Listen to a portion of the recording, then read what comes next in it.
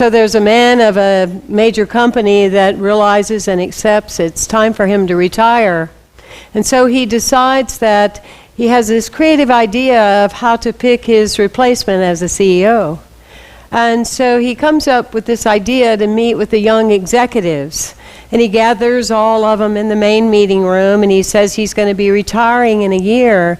And he said, but I have an assignment for each and every one of you. And based upon what happens that day, I'll pick my new CEO. And he said, today I'm going to give each of you a seed. And I want you to go home and plant it. And I want you to bring back the results of your seed in a year. And then I'll make my choice.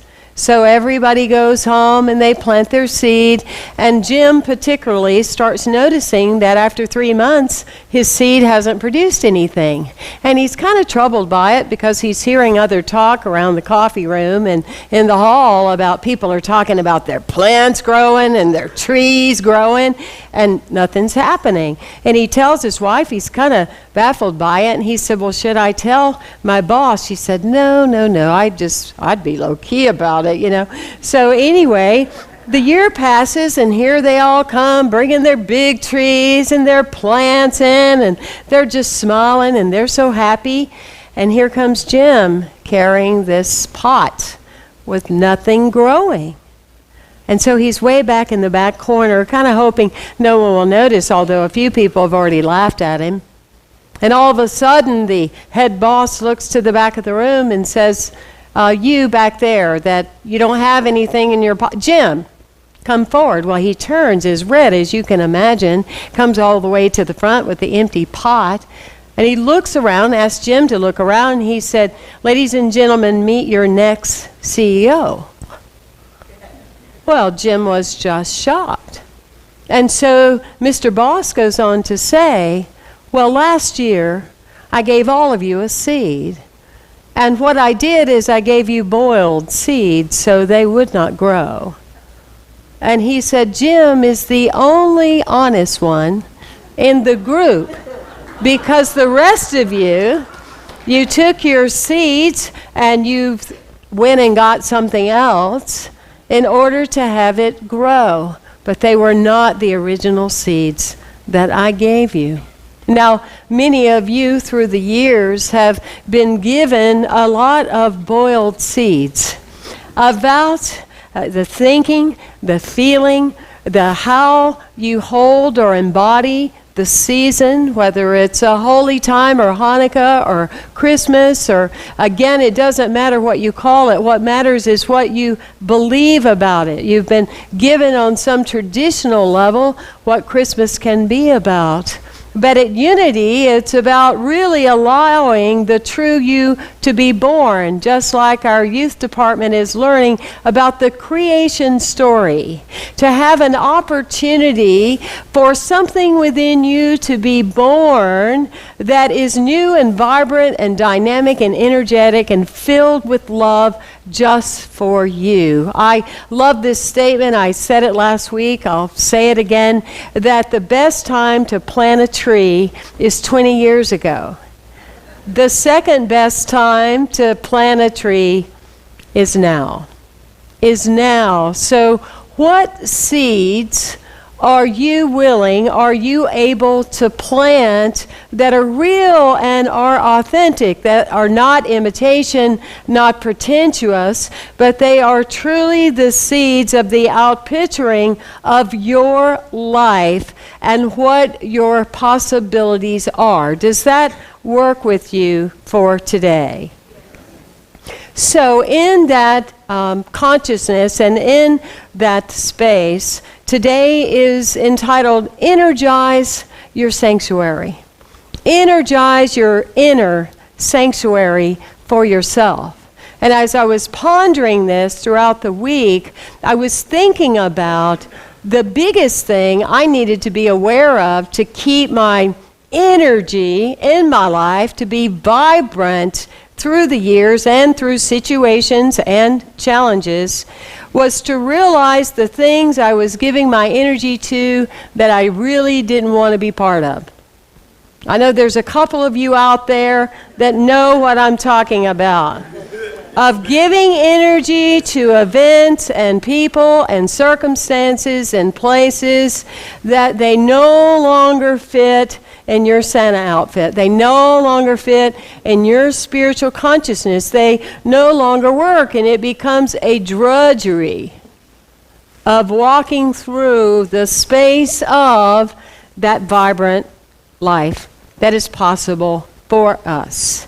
I love the writing of Don Miguel Ruiz.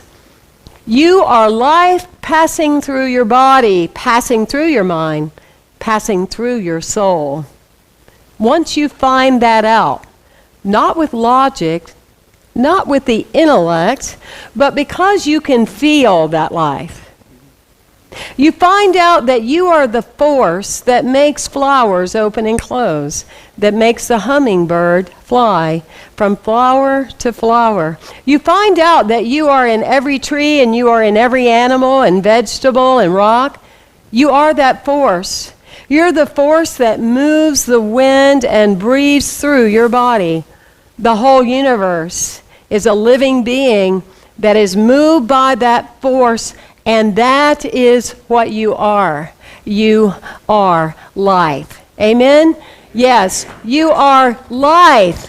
You are that presence and that power. And once that seed gets planted, once there's an aha moment about that, and you really grasp how much life force you have coming in your body, you become very mindful of your willingness or your unwillingness to give your energy away to things that are no longer pertinent or serving you in your life. Give yourselves a great big hand, because you become the gatekeeper that says, I will not be giving my energy to that anymore. I am complete with that idea. I'm leaving that in the year of 2015, not to take with me in the new time.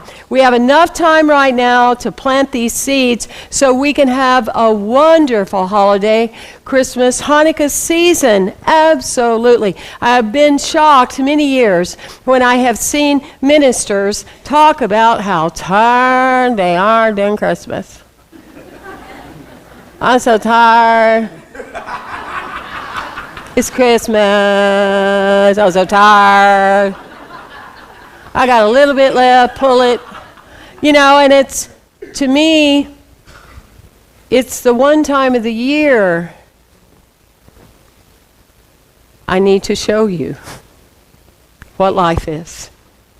It's the one time a year of any other time of the year that I need to exemplify with you what love is. I need to show you what vibrancy is, because I'm talking about birthing of the Christ consciousness within each and every one of us, and that I find to be extremely exhilarating and exciting. There's nothing to be tired about that whatsoever. Yes? So in that space of that, I thought, well, you know, what I love is practical teaching. I love teaching that I can bring here to the office during the week. I can take to the family outings over the holidays. So what I thought, what Spirit kept telling me that I needed to talk about today was the 4 agreements. But the 4 agreements relevant to the season, the holidays.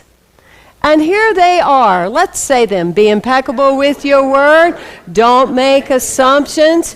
Don't take anything personally. And always do your best. Be impeccable with your word. Be impeccable with your word. More importantly than anything, the word that you say to yourself. I made a reference to that last week. We have a chronic situation on our planet today, is as adults, we make promises to our inner child and we don't keep them. We don't keep them. Everybody breathe. I know, you just stop breathing. It's important, imperative. Every time you fill out that gotta do for the season list, that you're up on top. That when you tell yourself you're giving yourself all day Friday to do nothing, that you do nothing all day Friday. That whatever you state with your word, that it's impeccable, that you stand by it, that you're dedicated to it. No text, no beep, no Skype, no video, no Zoom, no boom, no doom. It's gonna take the place of that. I couldn't do that again if I tried. So, nothing is going to change that. Turn the phone off, put it away, hide it, put it in a shoebox, bury it in the backyard in a tin can, leave it be. For you, be impeccable with your word. Also understand that not everybody wants the truth that you can bring to their lives. And what is it about the holidays that people decide, well, everybody from the family is going to be there, and I'm going to be telling them all the ways they impacted me with my childhood. And if I just tell them, all this truth, not everybody is ready for the truth. And more importantly, if someone is disconnected from their own truth, the only thing that's going to happen if you tell them the truth is they're going to become disconnected from you. And so it's an awareness. It's an awareness. And so only share truth with people that they actually invite you to tell them your opinion or your feeling or your thought. Because unless the invitation is on the table, it is not going to last. If anybody ever changes for you, they've not changed anyway. Because as soon as you leave the room, they're back. So hold people in that space in their own Christ consciousness ability. Hold them the way you envision them to be so they can grow into that form. And with the possibility that if they get it on their own, then they've really got it, you see. Because the best we can do is model it. Don't make assumptions is the second agreement. Don't make assumptions.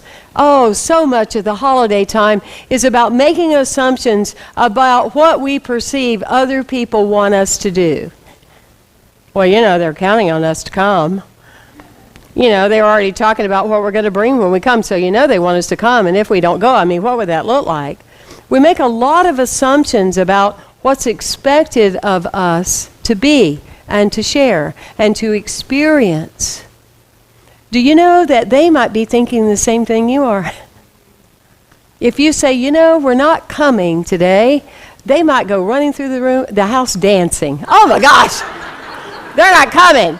They always come in the door and they're talking about where the third place they've came and they're not really hungry and blah,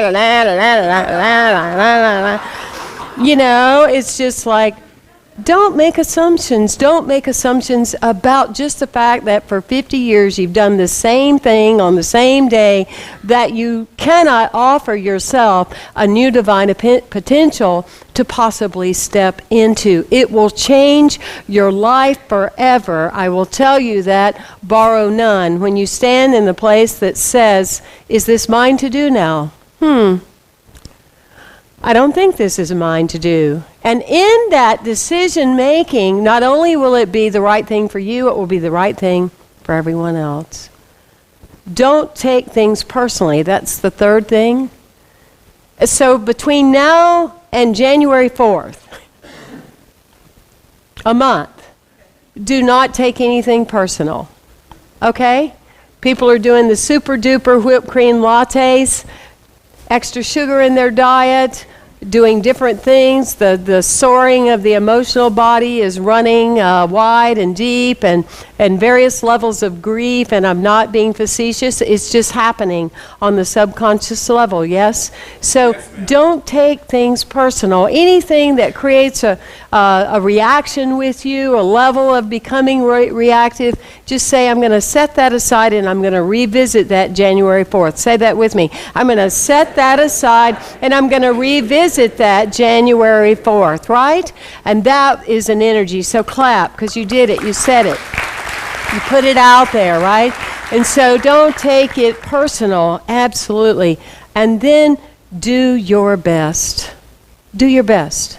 Whatever decision you make, do your best. And as a spiritual being immersed in spiritual law, your best is not 100%, it's 125%. Yes? Yes.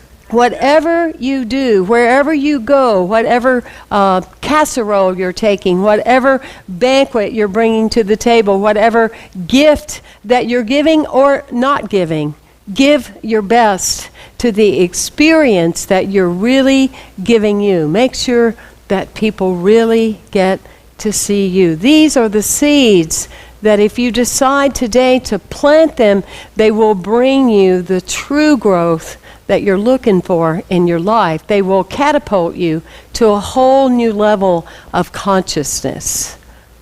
And wow, what a celebration it will be, because the true light within you will shine.